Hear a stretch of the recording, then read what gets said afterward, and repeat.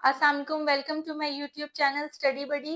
अच्छा बच्चों, class 9th आज हम बेसिकली पढ़ेंगे कि सिस्टम ऑफ क्लासिफिकेशंस कितने हैं और किस तरह उन सिस्टम्स में ड्रॉबैक्स निकली जिसकी वजह से साइंटिस्ट ने मजीद और सिस्टम दिए। तो जो सबसे पहला सिस्टम ऑफ क्लासिफिकेशन था, earliest system of classification, that was two kingdom, यानी कि उन्होंने क्या किया था कि ऑर्गेनिजम्स को दो किंगडम्स में डिवाइड किया था। अब ये जो अर्ली सिस्टम था क्लासिफिकेशन का, इसमें प्लांट्स और एनिमलिया, प्लांटी एंड एनिमलिया, दो किंगडम्स में लिविंग क्रिएचर्स को डिवाइड किया था। अब प्लांटी में क्यों डिवाइड किया था? प्लांटी में इसलिए डिवाइड किया था कि जितने भी प्लांट्स थे वो बेसिकली क्या थे, वो ऑटोट्रॉफ थे। ऑटोट्रॉफ उन प्लांट्स को कहते हैं कि जो अपना खाना खुद बना सकते हैं, यानी कि उनको किसी की हेल्प की जरूरत नहीं होती। बेसिकली आपके ग्रीन प्लांट्स होते हैं और ऑटोट्रॉफ्स में मेजॉरिटी के पास क्या होता है, फोटोसिंथेसिस का प्रोसेस होता है, यानी कि दिन की रोशनी में वो क्या करते हैं, अपना खाना प्रोड्यूस करते हैं। तो इस वजह से इनको क्या कहा जाता है, प्लांट्स को ऑटोट्रॉफ कहा जाता है। और इसी तरह उन्होंने क्या किया कि कुछ क्रिएचर्स को एनिमिलिया में डाल दिया। एनिमिलिया में इसलिए डाला कि उनका जो मोड ऑफ न्यूट्रिशन था या उनका वो था हेट्रोट्रॉफिक। हेट्रोट्रॉफ वो होते हैं कि जो कि खुद से खाना नहीं बना सकते, वो किसी और ऑर्गेनिज्म पे, किसी और लिविंग क्रिएचर पे डिपेंड करते हैं बाय इंजेक्शन, या तो वो उसको खुद पूरा पूरा निगल लेते हैं, या हम जैसे इंसान है आमतौर पे खाना खाते हैं तो हम ऑटोट्रॉफ नहीं, हम अपना खाना ये मत समझे कि हम अपना खाना किचन में जाके खुद बना रहे हैं तो हम ऑटोट्रॉफ है, नहीं। हमें अपने खाना लेने के लिए दूसरे लिविंग क्रिएचर्स पे डिपेंड करना पड़ता है, दूसरे प्लांट्स पे, दूसरे एनिमल्स पे डिपेंड करना पड़ता है, फिर उनसे हम अपना खाना हासिल करते हैं। इसकी वजह से एनिमल्स को क्या कहते हैं, हेट्रोट्रॉफ कहते हैं। अब इसमें इन्होंने क्या किया कि जो प्रोकैरियोट्स थे उसमें फंजाई, आपका जैसे फंजाई आ जाता है, बैक्टीरिया आ जाता है, आर्किया आ जाता है, ये सारे भी इन्होंने क्या किया टू किंगडम में, इसको भी प्लांटी में डाल दिया था। अब देखें कि जो फंजाई है वो तो ऑटोट्रॉफिक नहीं है, वो तो किसी भी ऑर्गेनिज्म की सरफेस पे अटैच होता है और उससे एब्जॉर्ब करता है न्यूट्रिशन, और ना ही फंजाई के पास बेसिकली फोटोसिंथेसिस का प्रोसेस होता है। तो अब ये सिस्टम जरा अनडाउटेबल सिस्टम हो गया था कि हम कैसे फंजाई को किंगडम प्लांटी के अंदर प्लेस कर सकते हैं। अब इसके एक ड्रॉबैक मेजर ये भी था कि एक ऑर्गेनिज्म आपकी थी यूग्लिना। यूग्लिना एक यूनिसेलुलर क्रिएचर होती है।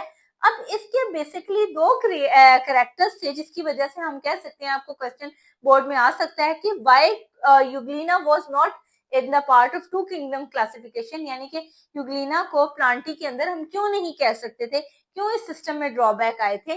तो यूग्लिना का पहला कैरेक्टर तो ये था कि उसके पास प्लांट लाइक कैरेक्टर भी थे और एनिमल लाइक कैरेक्टर भी थे।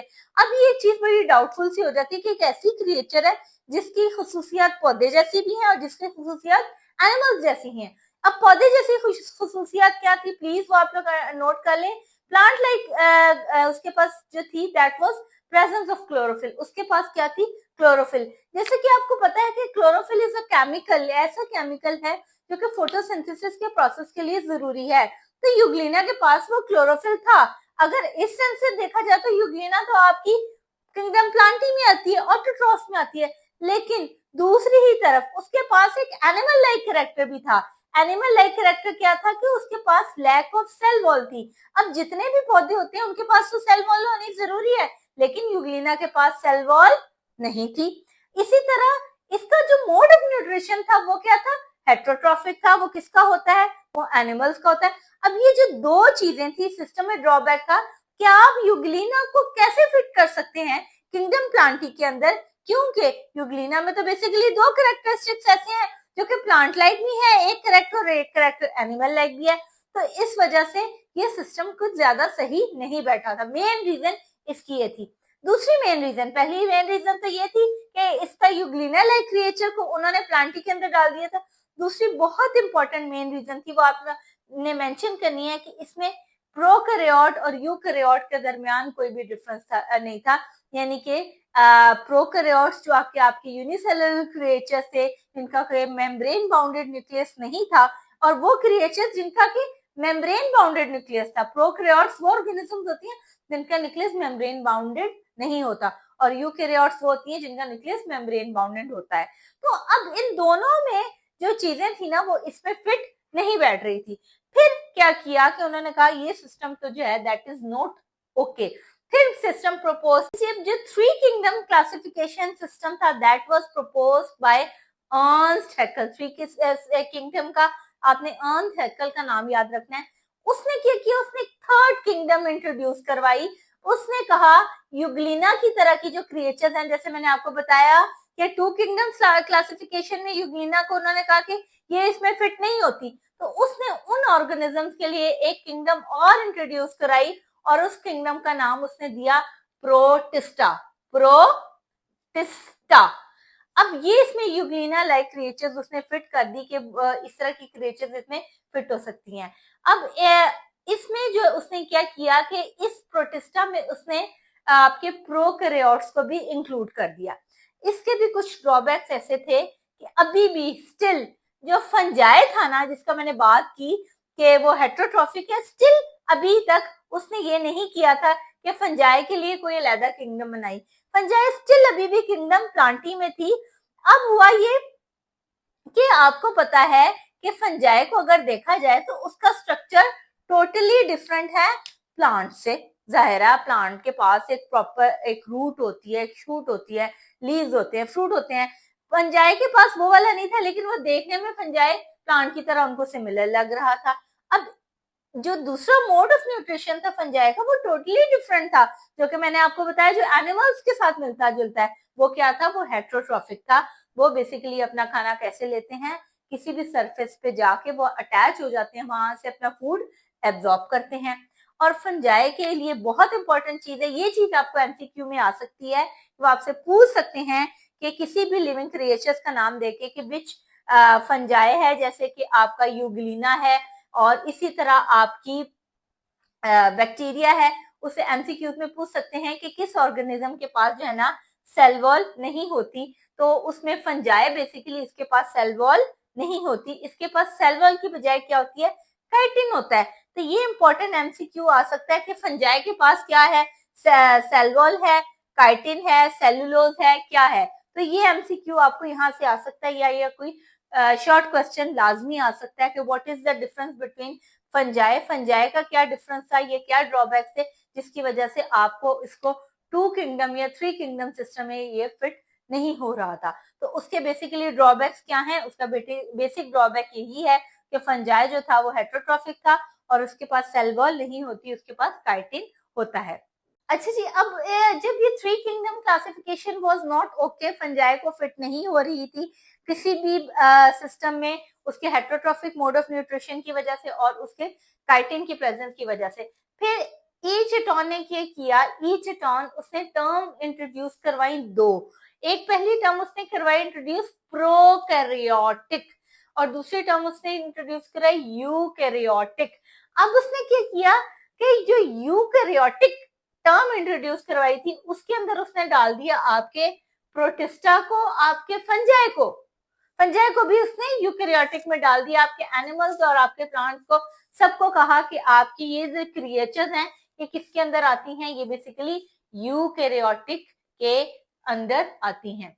अब इसी को देखते हुए रॉबर्ट विटेकर ने 5 सिस्टम क्लासिफाई किया था, 5 सिस्टम ऑफ किंगडम बताया था, that was on the base of 2 things. दो चीजें थी जिसकी बेस पे उसने 5 किंगडम सिस्टम क्लासिफिकेशन बताया था। अब वो चीजें क्या थी, पहली चीज थी सेलुलर ऑर्गेनाइजेशन और दूसरी चीज थी मोड्स ऑफ न्यूट्रिशन। तो हम पहले देखते हैं कि उसने क्या कहा था, उसने कहा था कि जो बेसिकली हमारे पास यूनिसेलुलर ऑर्गेनिजम्स होती हैं उसमें आपके प्रोकैरियोट्स भी आ जाते हैं और बैक्टीरिया और आर्किया कुछ ऐसे हैं जो कि आपके यूनिसेलुलर ऑर्गेनिजम्स में आ जाते हैं। इसी तरह कुछ आपके यूनिसेलुलर यूकैरियोट्स भी होते हैं।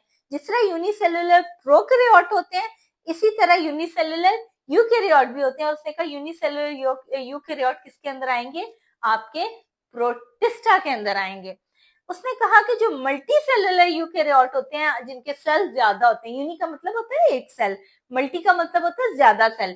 तो उसने कहा जो ज्यादा सेल वाले यूकैरियोट्स वो जिनका न्यूक्लियस एक मेम्ब्रेन एक झिल्ली से कवर्ड है, उसमें आपके फंजाई आता है, उसके आके प्लांट्स आते हैं, उसमें आपके एनिमल्स आते हैं। यानी कि उसने सेलुलर ऑर्गेनाइजेशन की बेस पर कि एक सेल है या एक से ज्यादा है या मल्टीपल नंबर्स ऑफ सेल हैं, उसने क्या किया था, लिविंग क्रिएचर्स को डिवाइड कर दिया था। दूसरा उसने किया था मोड्स ऑफ न्यूट्रिशन। उसने कहा कि कुछ आपकी ऑर्गेनिजम्स ऐसी होंगी जिसके अंदर क्या होगा, फोटोसिंथेसिस होगा।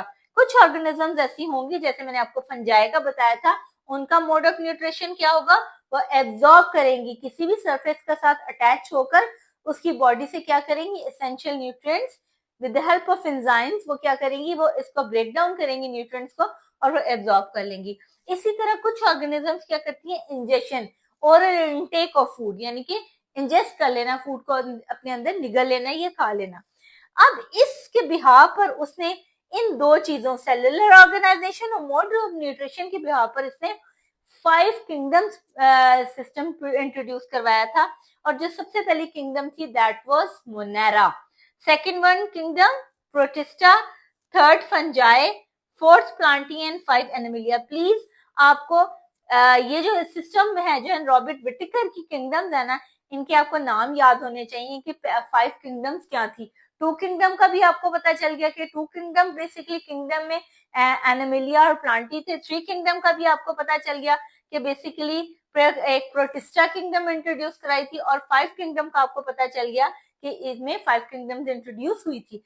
अब अगर हम बात करें कि 1988 में मार्ग्यूलिस एंड चॉस ने क्या किया, उन्होंने कहा कि विटिकर की इन सिस्टम्स को उसने माना कि 5 किंगडम्स हैं, विटिकर इज राइट, लेकिन उसने इसको मॉडिफाई किया। किस बिहाफ पे मॉडिफाई किया, उसने इसके साथ जेनेटिक्स को भी, सेलुलर ऑर्गेनाइजेशन को अपने, और मोड ऑफ न्यूट्रिशन को भी अपने जहन में रखते हुए मॉडिफाई किया कि इनकी जीन्स, ये जो किंगडम्स हैं, इनके आपस में जेनेटिक लिंक क्या है। तो दैट वाज बेसिकली, ये हमारे थे 2 kingdom, 3 kingdom and 5 kingdom system of classification. आगे बेसिकली हम 3 डोमेन्स के बारे में पढ़ेंगे, तो प्लीज आप मेरी मजीद आने वाली वीडियोस को देखें, और जो पॉइंट्स मैंने आपको मेंशन किए हैं, अगर आपको क्वेश्चन में कोई भी कंफ्यूजन होती है तो just make these points for your learning.